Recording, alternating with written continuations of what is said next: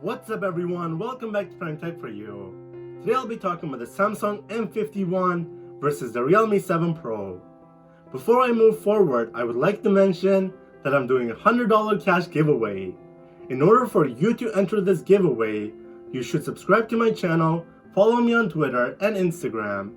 Anyways, the link will be in the description below on the website. Now let's begin. If you're looking for a new 2020 mid-range smartphone, should you go with the Samsung M51 or the Realme 7 Pro? In this video, I'll go over both of the phones and try to help you make up your mind. Let's start with the features 2020 flagships have that these don't.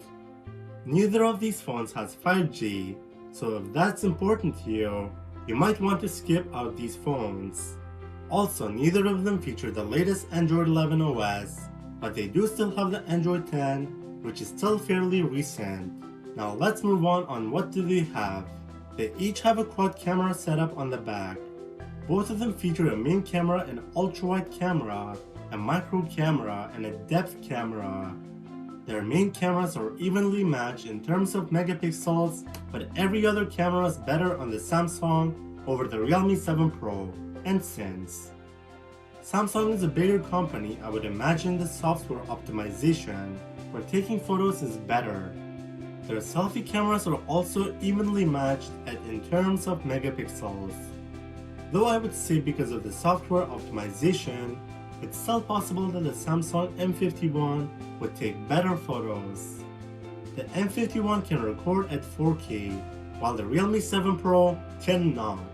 If it is important to you, they both feature 3.5mm headphone jack.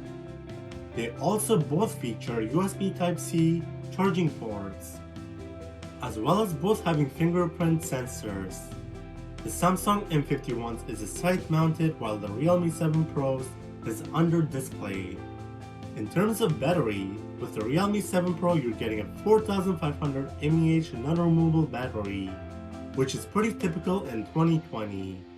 Whereas with the M51, you're getting a 7000 mAh non-removable battery, which is definitely very big. Some say they have been able to take up to 6 days of use of the M51, which is very useful if you're working from home and don't have time to charge your phone. So in terms of battery life, it's no competition. The M51 wins in this area. The Realme 7 Pro features 65-watt fast charging and advertises a full charge in 34 minutes. The M51 features 25-watt fast charging and it advertises a full charge in an hour and 55 minutes, which sounds like a lot for a phone, but no one will have to charge it every day, and it should be fine.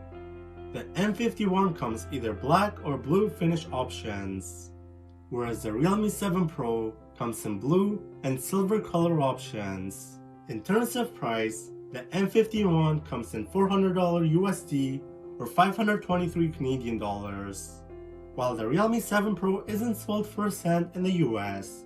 The average price from second-hand sellers seems to be around $250 to $300 US. In my opinion, these are two solid choices for phones, but I think the Samsung M51 is better for a little extra money you spend, especially since it has a gigantic battery, so if you need to work for a long time, or there is an emergency, you will not have to worry about the battery life, especially if you use it to get it down to 90 or 80% and charge it up at night to get it back up to 100%. The Realme isn't bad either, if those extra bucks are important to save you. Alright guys, we reached the end of the video. If you enjoyed this video, smash the like button. If you have any other questions about these two phones, put it in the comments below. Before we end the video, I would like to remind you that I'm doing a $100 cash giveaway. So be sure to subscribe and follow all the other rules in the website in the description below. Thank you for watching and I'll see you in the next one.